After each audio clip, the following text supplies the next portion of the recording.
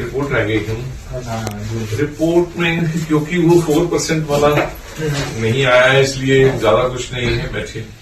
फिर भी हम आपको एकेडमिक पर्सपेक्टिव से बता देते हैं।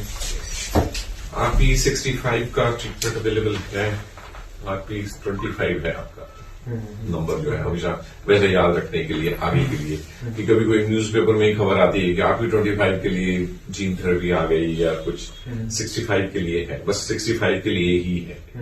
देयर आर अदर 3 डिजीजेस जिनमें मेडिसिन से फर्क पड़ता है, वो भी नहीं है ये, ठीक है।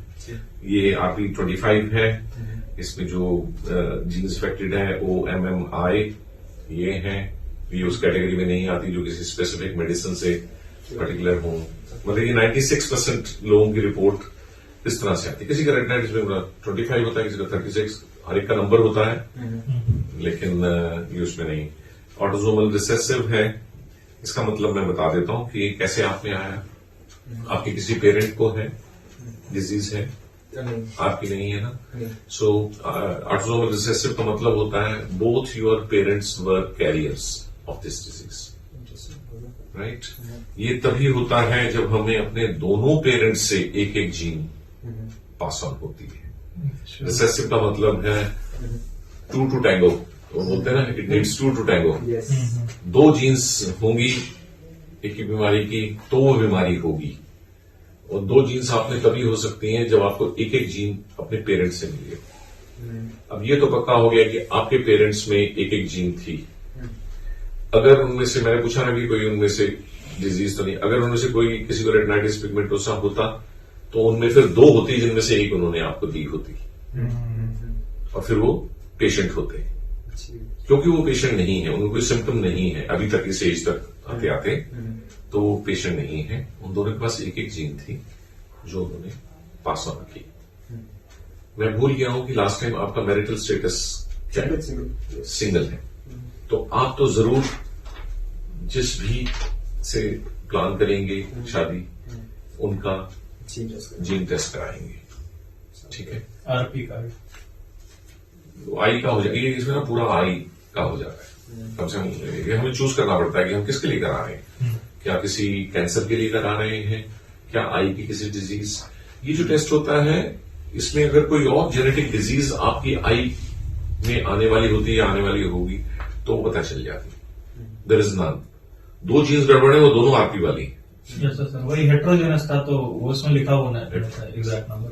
कंपाउंड वाला आपका आरपी सिंपल ये कंपाउंड है, ठीक है। एक ही क्रोमोसोम पे 2 वेरिएशंस देखने मिल रहे हैं, एक्सॉन 42 एंड एक्सॉन 43। ठीक, तो ये जो चीज है इसका वो बेनिफिट तो नहीं है, लेकिन ये जरूर है कि आपके होने वाले स्पाउस में ये रिपोर्ट नीट एंड क्लीन होनी चाहिए। ठीक है, ठीक। और आपने कोई ऐसे पहले केसेस देखे या आरपी 65 आरपी 25 का कोई आपने ऐसे? हाँ, 25, 24, 36, 37, 159 वो सब है।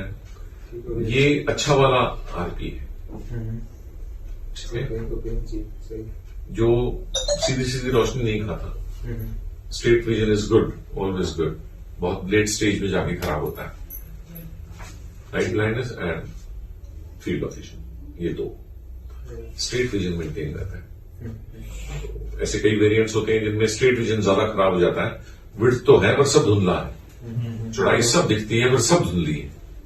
यहां सब कुछ साफ है लेकिन विड्थ कम है। कईयों में नाइट ब्लाइंडनेस इतनी ज्यादा होती है कि बस शाम 6 बजे के बाद उनकी जिंदगी बंद, घर में चले जाओ चुपचाप, कहीं रह गया मैं तो।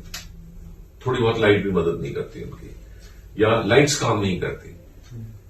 रात को लाइट होना भी उनको उतना फायदा नहीं करता। ऐसा नहीं कि लाइट जला दें तो उनकी सारी प्रॉब्लम दूर हो जाएगी, ये भी नहीं होता। सो अगर किसी को चुननी ही हो कि भगवान ने मुझे रेटिनाइटिस पिगमेंटोसा देनी है तो अच्छा 25 दे दो। तो god has been kind, not 100% kind but ना ही देता तो अच्छी थी, ठीक है। सो ये है इसमें। और कुछ बस अगर आपके होने वाले स्पाउस की रिपोर्ट पूरी क्लीन होगी, तो आपका कोई भी बेबी को रेटिनाइटिस पिगमेंटोसा नहीं होगा। ज्यादा से ज्यादा वो कैरियर, आपके 50% बेबीज, अगर आपकी स्पाउस को नहीं है कुछ भी डिजीज, 50% बेबीज कैरियर होंगे, 50% टोटल नॉर्मल होंगे। मतलब सर जीन ट्रांसफर एक ही होगा ना? जीन एक ही ट्रांसफर होगा, दूसरा नहीं होगा, अगर डिजीज तो होगी नहीं।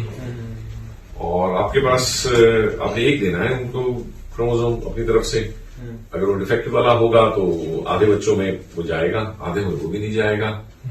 सो 50% है, इफेक्ट तब भी नहीं होगा, डिजीज नहीं होगी। That's what- यही जेनेटिक वाली टेस्ट की अवेयरनेस अगर आपके पेरेंट्स में होती, पर कैरियर्स में ये होती नहीं। जब उनको डिजीज ही नहीं है तो वो ये टेस्ट क्यों कराएंगे? सभी लोग करा लें अगर दुनिया में कोई एक ऐसी बढ़िया ऑर्गेनाइजेशन हो जो कहे सबके लिए मैं आपकी अगले 30-40 सालों में खत्म हो सकती है अगर हर शख्स की शादी से पहले, चाहे उसको आरपी है चाहे नहीं है, अगर उसका जीनोम टेस्ट हो जाए और फिर क्या देर से शादी नहीं कर सकते, उससे नहीं कर सकते, चूज इस तरह से करें, कुंडली ऐसे मिलाएं, बस ये क्राइटेरिया और खत्म हो जाएगा, खत्म हो जाएगा। ऑटोसोमल डोमिनेंट वाले लोग होते हैं जिनमें एक ही जीन चाहिए होती है, उन्हें फिर हम शादी करने से मना करें, उनसे कहें या शादी करो, बेबीज मत करो, अडॉप्ट कर लो। उनमें तो अगर पार्टनर को कुछ भी नहीं है और ऑटोसोमल डोमिनेंट पैटर्न है तो भी वो अपने 50% बच्चों में डिजीज को ट्रांसफर पास ऑन करेंगे। It's better to be autosomal recessive than dominant.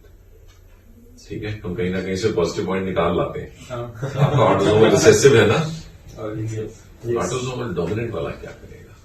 जिस मर्जी से शादी कर ले 50% बच्चों में तो फिर आरपी होना ही है। होने ही वाला है, तो उनको फिर ये सलाह है। तो ये ग्रेड्स हैं,